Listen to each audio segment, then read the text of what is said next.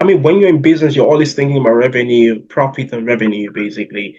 How does profit and Totally. revenue impact what you do? It's start and stop. I mean, it's as much as we talk about care and we talk about wanting to do it. The reason you do that, the reason you build those relationships is so that you can sell them and make money when they're, when they become superstars. The reason that we invest the time into these younger players and hold their hand with first tee box is because we believe that they're the next superstar. And when they're the next superstar, we can sell them to sponsorships and get them deals that are going to make them a ton of money and make us a ton of commission. So everything starts and stops thinking about the almighty dollar. It's never with. I mean, we plan trips around it. I mean, everything we do, every email I send, ultimately, even if it doesn't feel like it, is built around putting ourselves in position to make money and drive our revenue and increase profit. So it may not feel like it, but everything always goes back to money. Yeah. So I'm doing this class this semester. It's called Sport Finance, and I'm just gonna add a few more questions from just like three more from one of our Okay. classes. Yeah, related to sport finance specifically. What I know you've talked about, certifications not really being a big deal, but like you still need to know your finance. So Mm-hmm. what do you wish you knew earlier when you started your career as far as sport finance is concerned? Well, I think there's a lot that goes into it. And I think what I would like to know is just it's always okay to bring in a smarter person into the room, somebody who's more literate in this sort of thing. I love it when my clients have great financial teams in place. A lot of the calls that we're on are, hey, can you recommend a money manager? Can you recommend somebody to help me with my money? Can you recommend somebody for my life planning? Um, having a having that in place makes my life infinitely easier because it's a big part of what we're doing and trying to build them wealth. But it's something that I'm not certified and I don't have I'm not a CFA. It's not what agents do. So I think the biggest thing about that is to sometimes defer and get somebody who knows more than you on the team and, find the right financial team for each individual player. Well, thanks a lot, Jonathan. Absolutely appreciate. It's like, but I'm gonna say that all the moves you make, all the calls, all the emails, that like there's some everything doesn't have to be wrapped around making money. It does it. Some of them might just be.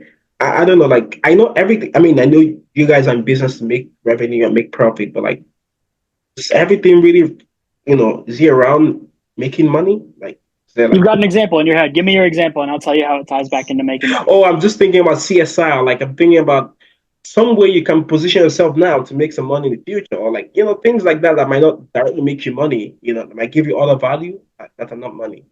Like So maybe I'll, organizing a party, setting up a party. Like they did in ballers when they can just have parties and have like these guys come around.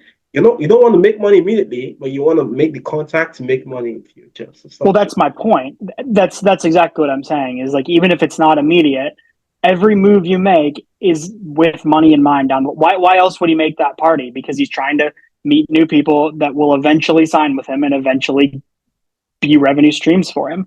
Why else? It's the same thing. Like I might check in with when I get, I text one of my players who finishes really well and it's, hey, great round. Like, yeah, that doesn't have anything to do with money at the time, but I'm building the relationship with her because I know that, or I'm hopeful that she's going to become a superstar and be somebody that I can position well in the marketplace and make us a ton of money.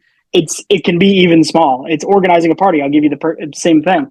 It might build goodwill with your client. It might help that client say to their best friend who's the next big thing, hey man, you really got to sign with my team. Like they're the best. Everything we do, it may not feel like it, but it's short term or long term. It has designs on building revenue streams and increasing what you're going to do. wow, that's really smart if you ask me. Thank you so much, Jonathan. Absolutely appreciate.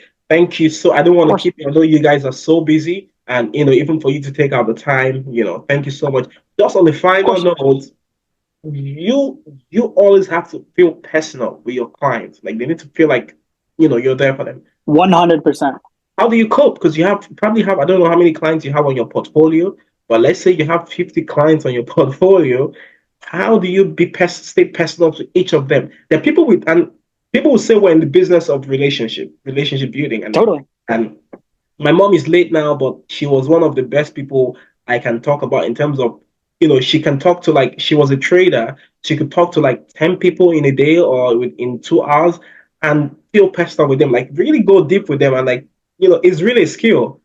How do you Hmm. develop this skill, and like how do you do it? How do you do it? Well, I'm sorry about your mom. First of all, that's sorry to hear that. Thank you. Of course.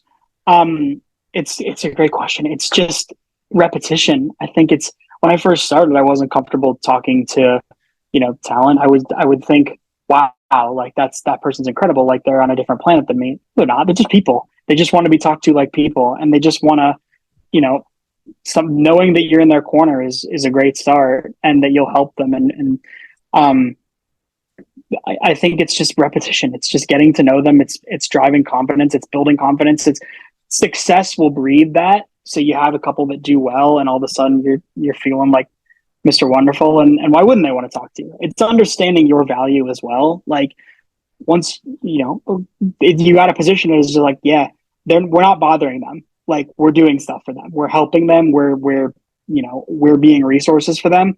They're going to want to hear from you. I think a lot of that is just mindset shift. But in terms of how you actually do it, it's just repetition and doing more of it, and building the relationship. And sooner or later, like at one point they were all strangers, and now they're all friends, and now they're all people I would go to war for. So that doesn't happen overnight, but you put the work in. Yeah, thank you. I feel like the brand you work with also helps you make it easier. I mean, you've been with IMG now, you're with another big brand, and it just What's the makes same company? oh this IMG and WME are the same company. oh my bad. No, Thank you. it's okay. I mean, not everybody Right. knows that. I mean, it's all owned by the same company. We just rebranded. Oh, okay. Okay. Nice. All right. Thank you, Jonathan. Really appreciate. I could go on and on, but I know you're busy, so thank you so It's all much. good, cheating. Of Yeah. course.